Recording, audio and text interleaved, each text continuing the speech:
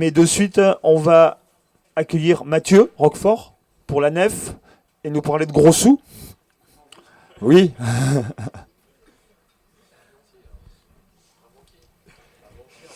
Bonjour. Alors moi, les sous, c'est précis, alors il me faut mes notes. Alors la nef, je pense que la plupart d'entre vous connaissent, c'est une banque éthique.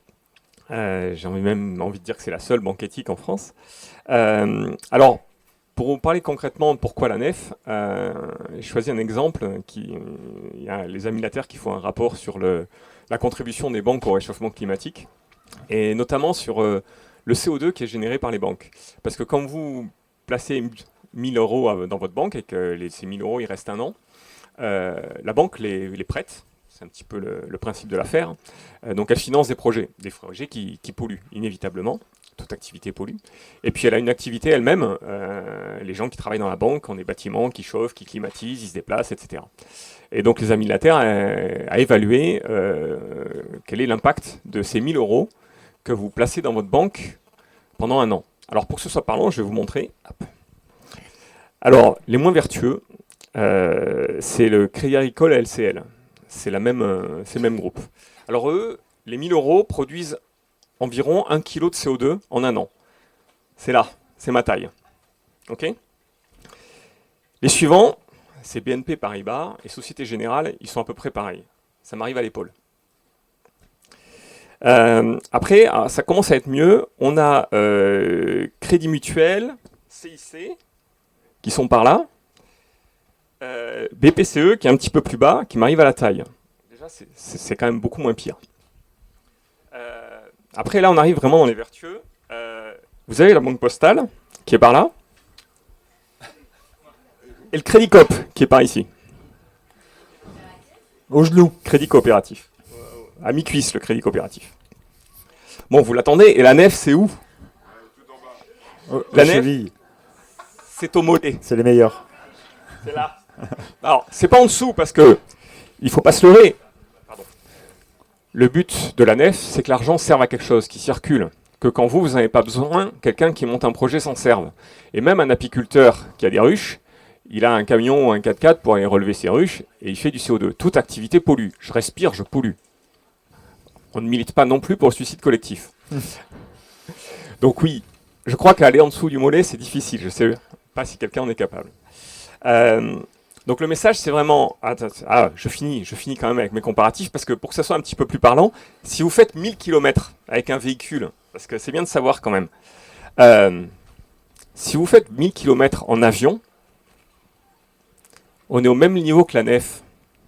Ça arrive au mollet, 1000 km en avion. Si vous les faites en voiture, ça m'arrive à la cheville. Bon, en train, ça m'arrive à l'orteil. Mais le train, c'est particulier, surtout en France. Le train, ça veut dire l'électricité, ça veut dire du nucléaire, et c'est pas la solution non plus. Mais cette comparaison avec les kilomètres parcourus est énorme. C'est-à-dire que si vous faites 10 000 km par an en voiture, et que vous avez 10 000 euros à la Société Générale, vos 10 000 euros à la Société Générale, ils polluent beaucoup plus que vos 10 000 km en voiture. Et ça, bien souvent, on ne le sait pas. Et tout le monde a de l'argent dans une banque et n'est pas conscient de l'impact que ça a. Alors là, je vous parle du CO2. Bien entendu, en termes environnementaux, et puis on a parlé aussi sociétaux plus généralement, le CO2, ça ne fait pas tout. D'ailleurs, l'objet de la nef, ce n'est pas juste le CO2, c'est beaucoup plus général, c'est de mettre l'argent au service de l'être humain et de son environnement. Alors, j'ai pas le temps de vous faire des exemples dans tous les domaines, mais ce qui est important, c'est de savoir que votre argent ne dort jamais, et qui produit toujours des effets. D'ailleurs, la nef est la seule banque agréée ESUS. ESUS, c'est entreprise solidaire d'utilité sociale. Ne serait-ce que les niveaux maximum d'écart entre les dirigeants et les plus bas salaires disqualifient toutes les autres banques. C'est parfait.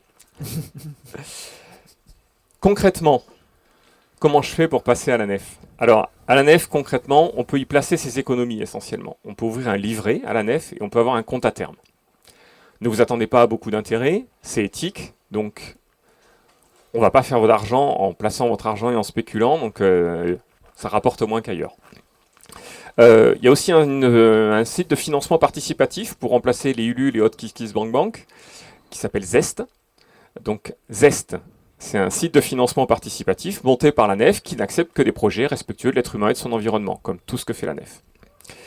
Vous pouvez évidemment emprunter, c'est le but. Il y en a qui placent, il y en a qui empruntent. C'est surtout pour les professionnels, mais c'est aussi pour les particuliers. Il y a en cours de construction des comptes courants pour les professionnels qui sont pourtant pour l'instant limités aux emprunteurs, mais qui vont s'ouvrir un petit peu. Il y aura un jour, on ne sait pas quand, un jour, dans longtemps, ne l'espérez pas aujourd'hui ni demain, des comptes courants pour les particuliers.